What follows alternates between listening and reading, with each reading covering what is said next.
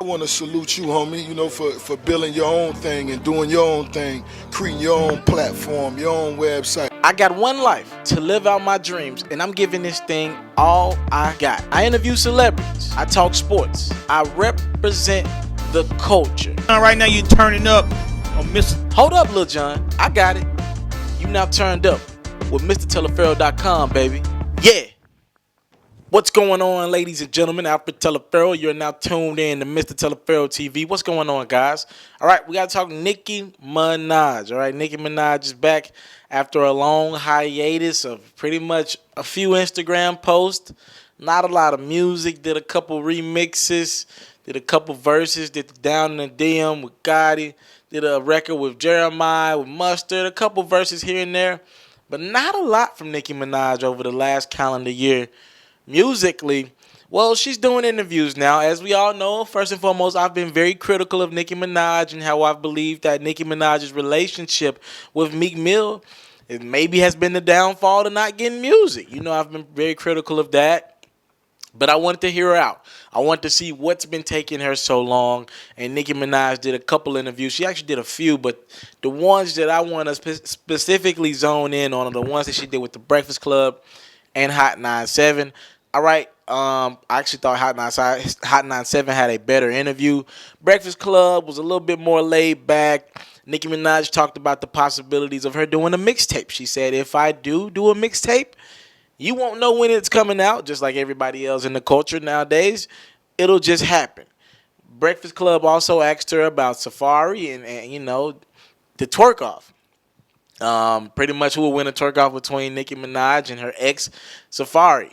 That question stemmed from the title concert that on 10/15 that Nicki Minaj and Beyonce and a plethora of others did. Of course, supporting Jay-Z and doing the title concert. It's a year-by-year thing. And Nicki Minaj, man, when you talking twerking, she was putting down some of her best stuff.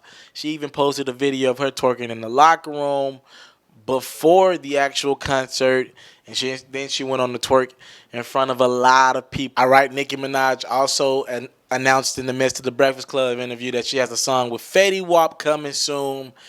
And she pretty much had fun and said, look, Safaree might have had a better twerk off than me on stage because I could tell you some stories about Safaree throwing that ass that would crack you up. She didn't get into detail of the story. The Hot 97 interview was really good.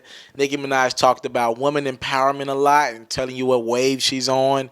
A possible Remy Ma, Nicki Minaj link up is in the works. How much meeting Lauryn Hill meant to her.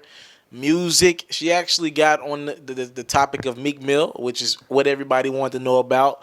Her boyfriend, Meek Mill, is he around when she's in studio? Breakfast Club I didn't think that they want to go that avenue and really bring up questions like that because I'm pretty sure they want to save that. Nicki Minaj said that she probably come to the Breakfast Club soon. She's in the New York area. She's been in the New York area for quite some time. She's done most of her album out there in New York.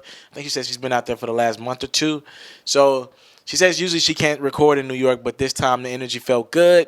So Nicki Minaj, they didn't ask her much about Meek Mill, but Hot 97, Ebro kind of asked her about it, and she was like, Meek got to make his own decisions. He's a grown man.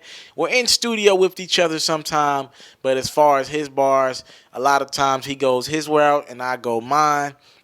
So I don't know everything about his music-making process, but with that being said, Nicki Minaj announced that, hey, you can get this album at any point from now next year. I don't know when it's coming. I can't give you a specific date.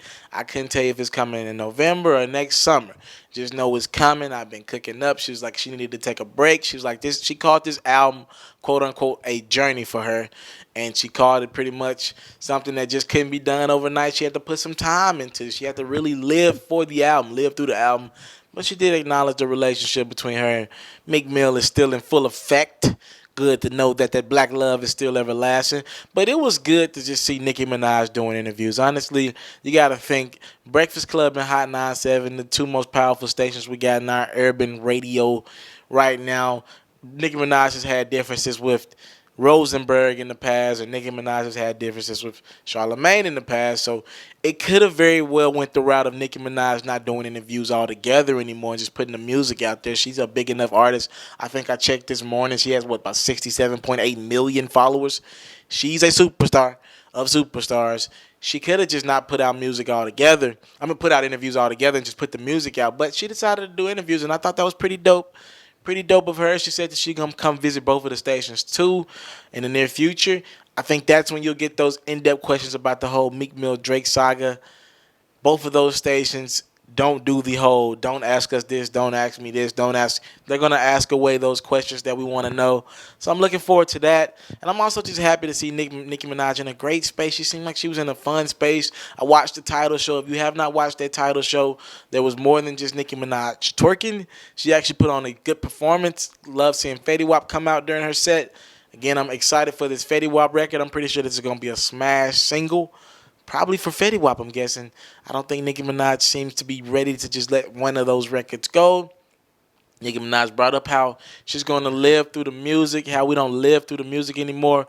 And you be the judge of if she's responding to certain situations. You be the judge. She's not going to just come out and Instagram and tweet her whole life away. You be the judge. All right, Nicki Minaj has a dope cover out as well on the magazine. Got into that a little bit. But I'm happy to see Nicki Minaj in a good space, man. Y'all know I was one of the people like, man, it looked like Meek Mill starting to affect her, man. Nicki Minaj usually gives us music way before this time. A lot of it has been like, it's just been a while since I've heard Nicki records. Nicki usually always has something going on radios, and I'm excited to see who she's gonna work with. Does she still do a track with Drake?